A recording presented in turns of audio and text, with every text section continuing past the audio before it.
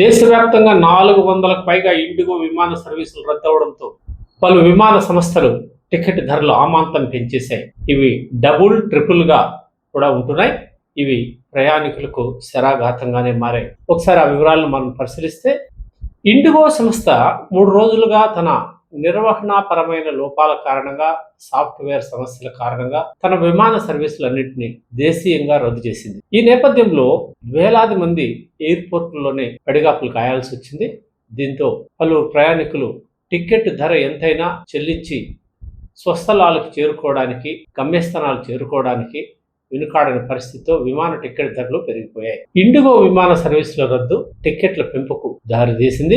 ఈ నేపథ్యంలో 2-3 రెట్లు పెరగడంతో ప్రయాణికులు తీవ్ర ఆందోళన చెందుతున్నారు. దేశంలోని అత్యంత రద్దీ మార్గాల్లో ఒకటైన ఢిల్లీ, ముంబై మార్గంలో 20,000 వరకు ఉండే టికెట్ ధర 60,000 వరకు చేరుకునింది. ముంబై, శ్రీనగర్ 10,000 ఉండే టికెట్ ధర ఏకంగా 62,000 పెరగడం విశేషం. రౌండ్ ట్రిప్ అయితే దాదాపు 92,000 వరకు ఉంటుంది. భారత్లో అతిపెద్ద విమానయాన సంస్థ అయిన ఇండిగో కంపెనీ వెబ్సైట్ ప్రకారం రోజుకు దాదాపుగా 2,200 విమాన సర్వీసులను దేశీయంగా నడుపుతోంది. ఇవన్నీ రద్దవడంతో ఆ సంస్థలో టికెట్లు బుక్ చేసుకున్న ప్రయాణికులు తీవ్ర గందరగోళానికి గురై నానా ఆగచాట్లు పడుతున్నారు.